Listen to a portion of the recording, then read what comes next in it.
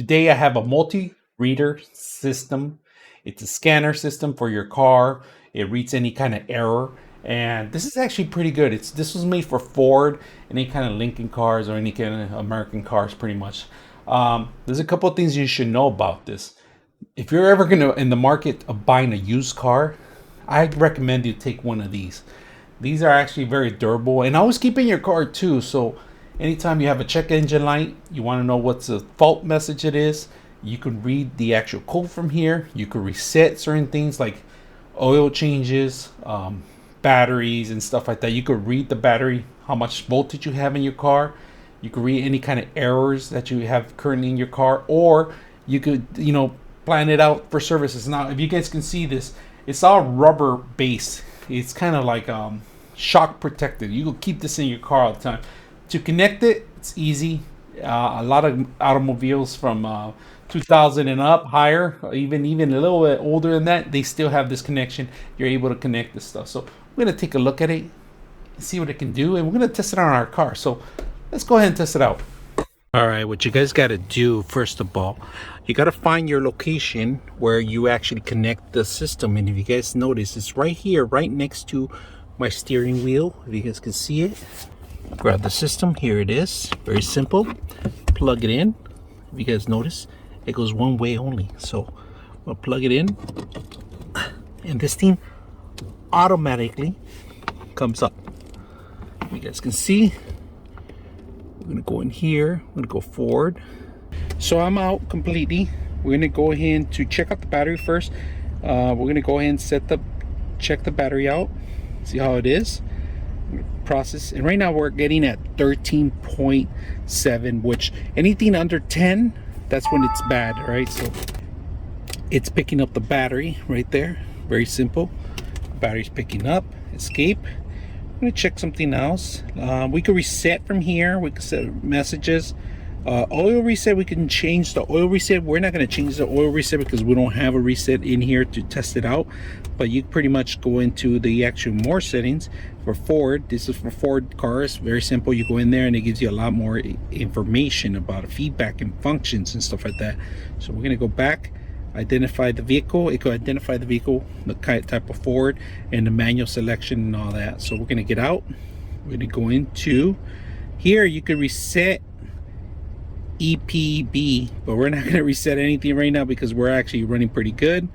ETC reset, and then you could go into tool setup, and they have plenty of tools in here that you can change on the actual system itself first, like the beeping sound, other functions that you want to change.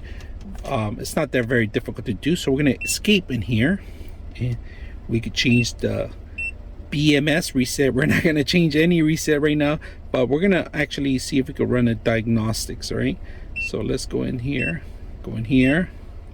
identify vehicle. So right now it's found the vehicle that we're on right now. Go and navigator, and then hit OK. It's going to ask you, it's going to tell you all pretty much what's on the vehicle, the model, the year 2015, and also other information. Hit OK. We could go in special functions. All these things came up in case you got to reset these things. Everything is within. So we're going to hit escape. Manual selection. These are more options you have to change and reset. Unfortunately, there's nothing wrong with my car right now. I'm just going through every single function you currently have in here that you can do.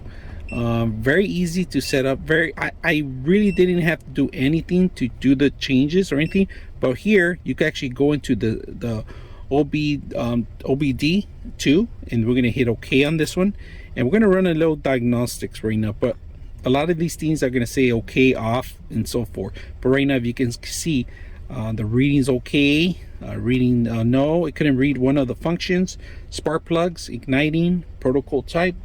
Pretty much a lot of information. We could go for more, read more codes. You could erase the codes, read codes. We could actually read some of the codes in here. Has nothing, no faults codes to read. But if you have one, you will read in here.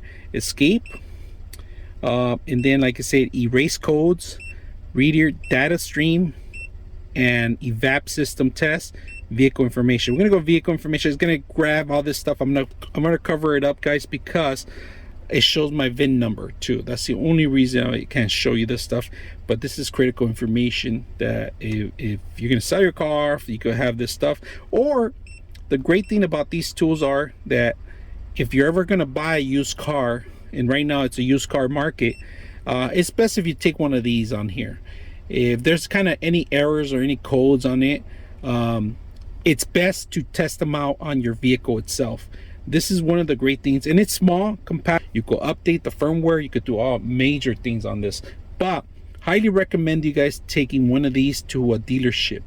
Dealerships don't like this because it shows a lot of information in here. But we're gonna get off the we're gonna escape the diagnostics, of course. A lot of dealerships don't like this because unfortunately they fix the code, they are able to do it, but it doesn't escape from this machine. This machine will find if there's an error. So it's good to take with you on the dealership, especially if you're going to buy a used car. This could tell you if the life expectancy of the car is going to be short or it's going to be long, the Genevieve. But it's up to you. We're going to go ahead and escape. Are you sure you want to escape? Yes. Escape. Hit OK to escape. It goes back to the main theme. Very simple, easy tools. You can erase everything in here, even airbag messages you can erase from here. All it takes is one cable, one connection, no power necessary. The car was off, but in order to run the diagnostics, you need to have your car on. That's a mandatory thing. So hopefully you guys enjoy the video.